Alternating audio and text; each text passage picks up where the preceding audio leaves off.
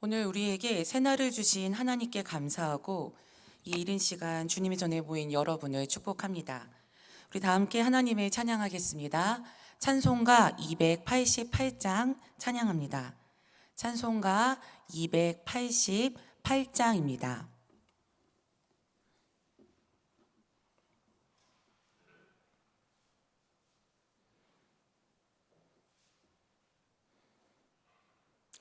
예수를 나의 구주 삼고 성령과 피로써 거듭나니 이 세상에서 내 영혼이 하늘의 영광 누리도다. 이것이 나의 간증이요 이것이 나의 찬송일세. 나 사는 동안 끊임없이 구주를 찬송하리로다. 온전히 주께 맡긴 내 영 사랑의 음성을 듣는 중에 전사들과 내 아는 것과 하늘의 영광 보리로다. 이것이 나의 간증이요 이것이 나의 찬송일세. 나 사는 동안 끊임없이 구주를 찬송하리로다. 주 안에 기쁨 누림으로 마음의 풍랑이 잔잔하니 세상과 나는 간 곳 없고 구속한 주만 보이도다. 이것이 나의 간증이요 이것이 나의 찬송일세. 나 사는 동안 끊임없이 구주를 찬송하리로다.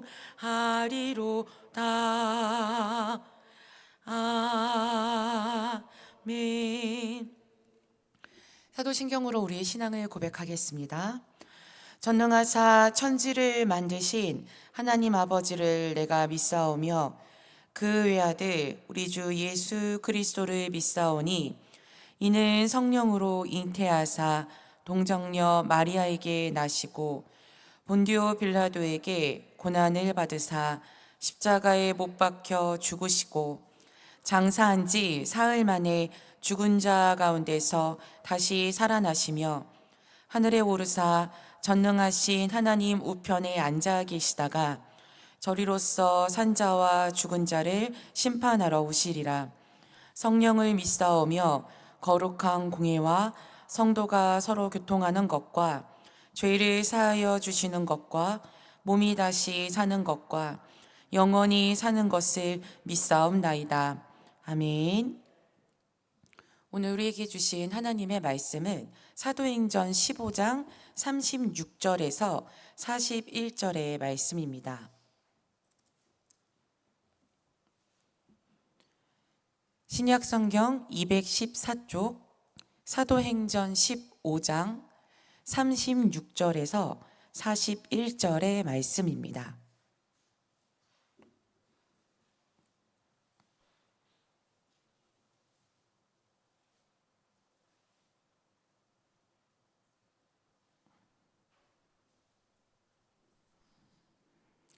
다 함께 읽겠습니다. 며칠 후에 바울이 바나바더러 말하되 우리가 주의 말씀을 전한 각 성으로 다시 가서 형제들이 어떠한가 방문하자 하고 바나바는 마가라 하는 요한도 데리고 가고자 하나 바울은 밤빌리아에서 자기들을 떠나 함께 일하러 가지 아니한 자를 데리고 가는 것이 옳지 않다 하여 서로 심히 다투어 피차 갈라서니, 바나바는 마가를 데리고 배 타고 구브로로 가고, 바울은 실라를 택한 후에 형제들에게 주의 은혜에 부탁함을 받고 떠나 수리아와 길리기아로 다니며 교회들을 경고하게 하니라. 아멘. 이 말씀은 하나님의 말씀입니다. 오늘 하루도 하나님의 말씀을 힘입어 승리하는 복된 날 되기를, 우리에게 가장 좋은 것 주시는 주님과 동행하는 한 날 되시기를 간절히 소망합니다. 담임 목사님 휴가 중이셔서 새벽 기도 오늘 말씀은 제가 전하도록 하겠습니다. 오늘 본문 39절에 이르기까지 바울과 바나바가 심히 다투어서 피차 갈라설 것이라고는 누구도 상상하지 못했습니다. 이제 이전에 예루살렘 회의가 열렸을 때 이방인 그리스도인들의 존재, 할례받지 않은 이방인 그리스도인들의 존재를 어떻게 해야 되는지에 대한 그 교회의 문제에 대해서 예루살렘 회의가 열렸고, 성령의 인도하신 가운데 그 문제는 모두에게 기쁜 방향으로 잘 정리가 되었습니다. 하나의 교회를 흔들리게 하는 사람들로부터 교회를 지키기 위해서 이제 예루살렘 교회는 바나바와 바울에게 신임장을 주기도 했는데요. 사도행전 15장 25절에서 26절의 말씀을 제가 읽겠습니다. 사람을 택하여 우리 주 예수 그리스도의 이름을 위하여 생명을 아끼지 아니하는 자인 우리가 사랑하는 바나바와 바울을 함께 너희에게 보내기를 만장일치로 결정하였노라. 아멘. 바나바와 바울은 예수 그리스도의 이름을 위하여 생명을 아끼지 않는 자라는 인정을 예루살렘 교회로부터 공식적으로 받았습니다. 이렇게 예루살렘 교회의 어떤 공식적인 인정과 함께 또 이제 그 인정받은 그 신임장을 들고 그 안디옥 교회로 온 바나바 바울은 이제 더 예전보다 더욱더 든든한 위치에서 일할 수 있게 되었을 것입니다. 그렇다고 바나바 바울이 자기들이 그 예루살렘 교회로부터 어떤 신임장을 받았다고 그것을 그 권리를 마구 휘두르는 그런 교만한 사람들도 아니었습니다. 바나바 바울은 교회의 지지 가운데 더 열심히 많은 이들에게 복음을 전파했습니다. 그리고 얼마 후에 바나바 바울은 이전에 복음을 전하였던 도시로 돌아가서 이제 1차 선교 여행 때 그 선교 여행지로 다시 가서 이제 교회들이 잘 세워지고 있는지를 확인하기로 이제 서로 이야기하고 이제 결정하였습니다. 여기까지는 누가 보아도 성령의 역사입니다. 왜냐하면 모든 일들이 순적하게 잘 진행되고 있으니까요. 그런데 선교 여행을 다시 떠나기로 결정하고 난 이후에 바나바와 바울이 심히 다투어서 갈라서게 된 것입니다. 이들이 다투게 된 이유는 마가라 하는 요한 때문이었습니다. 마가는 1차 선교 여행 때 밤빌리아에서 이제 먼 길을 가야 하니까, 그냥 먼 게 아니라 험난한 길을 가야 하니까 바나바와 바울을 버리고 떠난 전력이 있었습니다. 바울은 이런 마가를 용납할 수가 없었습니다. 그런데 바울의 입장도 이해가 됩니다. 왜냐하면 그 1차 선교 여행을 해봐서 그 여행이 얼마나 힘들었는지 이미 경험으로 알고 있고, 또 2차 선교 여행은 이제 목적은 뭐였냐면 1차 선교 여행지를 돌아보는 게 이제 목적이었지만 1차보다 이제 한번 경험해 봤으니까 1차보다 괜찮을 수 있을 거라고 생각할 수 있지만 그것은 그냥 바람일 뿐입니다. 고대 사회에서 여행은 쉬려고 가는 것이 아니었죠. 여행을 떠난다라는 것은 고생의 시작이었습니다. 어떤 일이 벌어질지, 어떤 위험이 기다리고 있는지는 아무도 모릅니다. 그런데 1차 선교 여행 때 그 이미 힘들어서 중도 포기했던 전력이 있던 사람을 다시 데리고 그 여행을 가는 그 일을 바울은 용납할 수 없었을 것입니다. 그런데 바울은 우리가 이해하잖아요. 용납할 수 없을 것 같아요. 엄청 이렇게 그 딱딱하고 뭔가 계획적으로 그렇게 나가려는 사람인 것처럼 우리가 그렇게 느껴지니까, 바울이 쓴 성경을 읽어보면. 그런데 옆에 누가 있었냐면 바나바가 있었습니다. 바나바는 우리가 알기로는 누구랑 다투고 싸울 그런 성품이 아니지요. 바울이 용납할 수 없다고 하면 바나바가 그래 알았어, 네 뜻대로 해, 내가 포기할게 하면 아마 서로 심히 다투어 갈라지는 일이 없었을 것입니다. 원래 바나바라는 이름은 별명입니다. 바나바의 원래 이름은 요셉이죠. 그런데 왜 바나바가 됐냐면 그 초대교회에서 그 자신의 재산을 그 초대교회 공동체가 예루살렘 교회 이제 그 초대교회가 형성될 때 자기의 재산을 그 교회 공동체를 위해서 내어 놓아서 이제 그때 사도들이 바나바를 뭐라고 불렀냐면 위로의 아들이라고 불렀고 그게 바나바입니다. 바나바라는 이름의 뜻은 위로의 아들이라는 뜻입니다. 바나바는 자신의 그 별명답게 바울의 경우 이제 바울이 회심한 이후에 바울에 대해 의심하는 사람들이 많았습니다. 그 바울이 그래서 이제 바울이 회심했는데 그게 진짜인지라는 의심을 사고 있으니까 복음을 가르치는 일을 제대로 할 수가 없었는데 그때 바나바가 바울의 보증인이 되어 주어서 바울이 복음을 전하는 일을 할 수 있었습니다. 또 이방인 선교를 위한 교두 역할을 한 그 이방인의 그 교회인 그 안디옥 교회가 세워졌을 때 분명히 바나바가 사도는 아니었지만 초대교회에서 다져진 입지가 있었음에도 불구하고 처음 그 예루살렘 교회가 안디옥 교회로 바나바를 파송할 때 불평 한마디 없이 그것을 받아들이고 그 안디옥 교회를 든든히 세우기 위해서 이제 그곳으로 나아갑니다. 그런데 이제 그때 바울의 경우 어떤 일이 벌어지고 있었냐면 여전히 정통 유대인들과 또 예수님을 믿는 유대인들 모두에게 받아들여지지 못하고 있는 그런 상황이었는데 그때 바나바가 자기의 동역자로 바울을 데리고 가서 안디옥 교회에서 복음을 가르치는 일을 할 수 있도록 도와줍니다.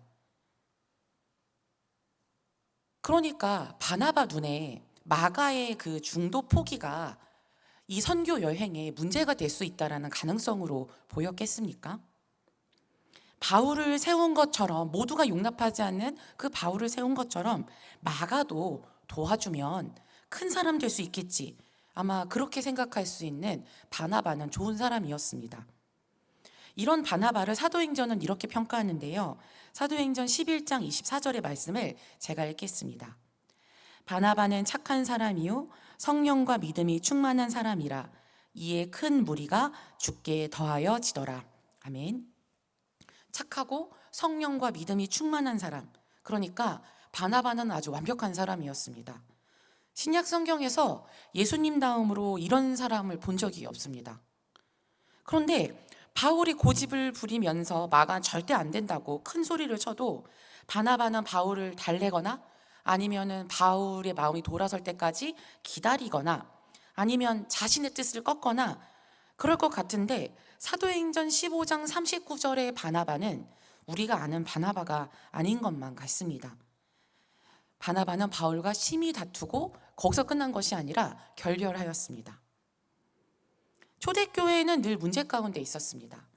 교회를 세워가는 중에 교회 내부의 문제들도 있었고 또 외부로부터 오는 박해들도 있었고 교회가 성장해 감에 따라서 어떻게 정리해야 되는 문제들도 있었습니다. 어떤 문제들은 교회를 휘청이게 할 수 있는 큰 위협이 되기도 했지만 초대교회는 성령의 인도하신 가운데 그 여러 가지 문제들을 모두에게 기쁨이 되는 방향으로 잘 풀어왔습니다. 그 예가 바로 그 이방인 기독교인들을 어떻게 할 것인지에 관해서 회의한 예루살렘 회의입니다. 이 모든 문제들이 잘 극복되어 가고 있는 상황에서 이제 교회의 지도자급 인사 2명이 그리고 이 2명은 예루살렘 교회로부터 예수 그리스도의 이름을 위하여 생명을 아끼지 않는 자라는 공식 인정도 받은 사람들입니다.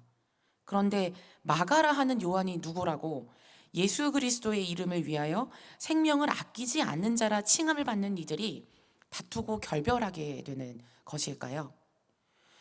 여기서 우리가 이 다툼에 마가에 집중하면 볼 수 없는 것들을 하나님을 생각하면 볼 수 있습니다.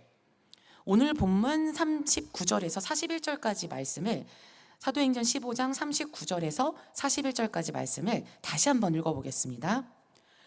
서로 심히 다투어 피차 갈라서니 바나바는 마가를 데리고 배 타고 구브로로 가고 바울은 실라를 택한 후에 형제들에게 주의 은혜에 부탁함을 받고 떠나 수리아와 길리기아로 다니며 교회들을 견고하게 하니라. 아멘. 우리가 생각할 때 바나바와 바울의 다툼과 결별은 교회의 큰 위기이기도 또 문제가 될 수도 있었는데 하나님은 이 위기와 문제를 기회로 바꾸셨습니다. 사도행전 15장 39절에서 41절까지의 말씀을 보면 다툼 끝에 바나바와 바울의 선교팀은 두 팀으로 나누어졌습니다.